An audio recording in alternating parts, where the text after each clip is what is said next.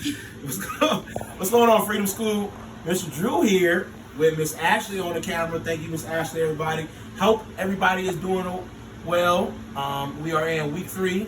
I can make a difference in myself. I can make a difference in my family. I can make a difference in my community. Is week 3. So we are in that week, and we have Vote for Our Future by Margaret Mara and Mackay Player. So that is our weekly book. Hopefully you are ready for this. So sit on down, buckle on in, and enjoy the ride. In honor of my mom and my dad, who always did their civic duty. Their civic duty is voting, ladies and gentlemen. To Mrs. Player's class, making a better tomorrow every day, just like we do here at Freedom School. Every 2 years, on a Tuesday after the first Monday of November, Stanton Elementary School closes for a day. For repairs? No. For a holiday? For vacation? No way. Stanton Elementary School closes for Election Day and changes from a school to a polling station. A polling station is where everybody goes to cast their vote. What's a polling station? A polling station is where everybody votes. The reason people vote is to choose who makes the laws of the country. We should all vote, said Latoya. We should all vote to make a future better. The future better. Hey, that's Latoya. We can't vote until we're 18, said Lizzie. So what can we do? The kids at Stanton Elementary did their research. They looked at books and made notes. They went online and found all kinds of information. They even took a trip to the local election office and picked up some forms. I can't wait to vote for real, said Amal. Me either, said everybody else. Kids have to live with adult choices, just like you guys do. You guys have to live with adult choices. Everybody does. That's why it's important to vote. The kids at Stanton Elementary School were ready to spread the word.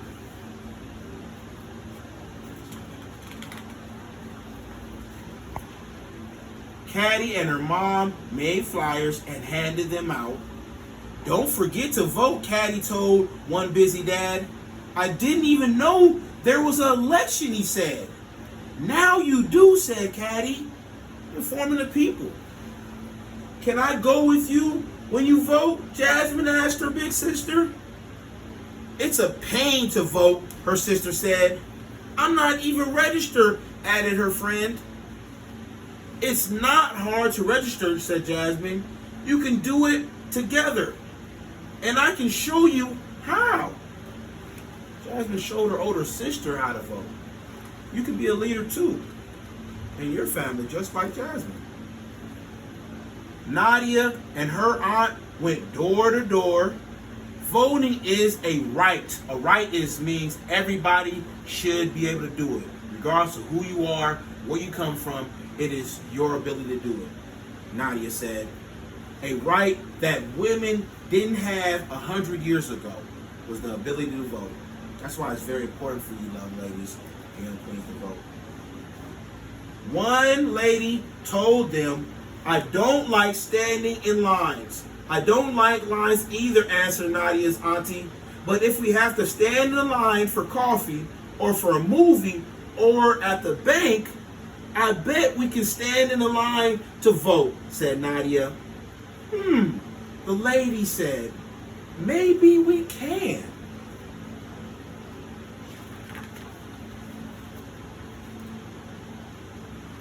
At Jaden's house, the whole family was making their voting plans. Jaden's dad was voting before work.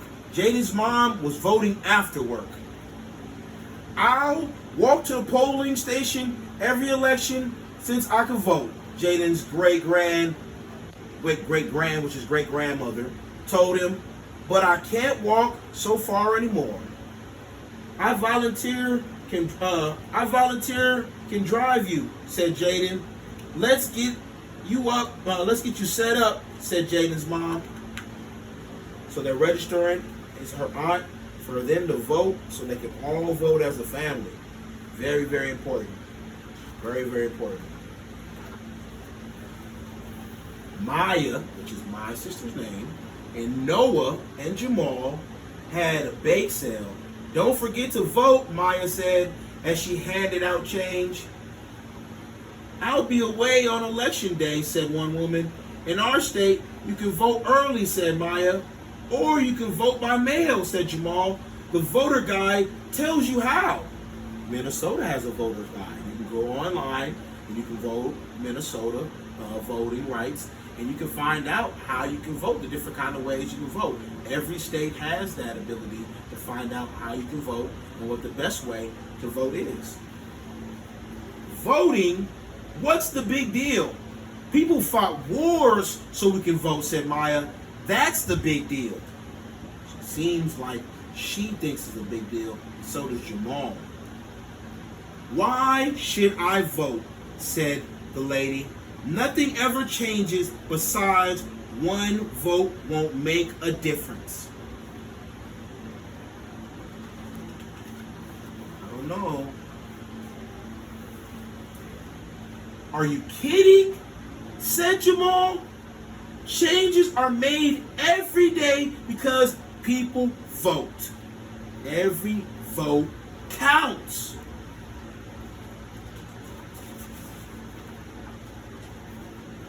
Votes came early in the morning before the sun was up. They waited in line. Voters came in the morning before the sun was up. They waited in line with coffee. They rolled in with wheelchairs. They voted for the first time and for the 15th time. They ran in the last minute, and they came with their sons, their daughters, their nieces, their nephews, and their brothers, sisters, cousins, and friends. They have voting here in multiple languages. Looks like a Somali, Chinese, some Hmong maybe in there. Looks like some Laotian in there, some Spanish, definitely some Spanish. To the friends, to the strangers, to the friends of strangers, the whole town had a voting plan.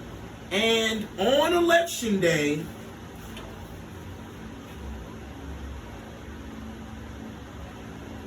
excuse me. I don't know if this is in order. Let me see. We'll find out. By the time the first Tuesday after the first Monday of November, every kid at Staten Elementary had spread the word to their families and to their neighbors. So it looked like that's a little before. They wanted everybody to come out. And everybody voted, right? Everybody voted. They said everybody came on out. Everybody came out and voted. They got everybody to come out and vote. And on the first Wednesday after the first Monday in November, after they tallied up everything, all the votes had been counted. Tally means it's been counted up. The results were so close that the vote had to be counted again, which happens a lot. That happened recently. Some people won and some people lost. Local elections. You have local elections that happen in the community that we live in, and you have national elections, so some people may lose locally. And the laws of the country began to change. Staten Elementary School went back into being a school.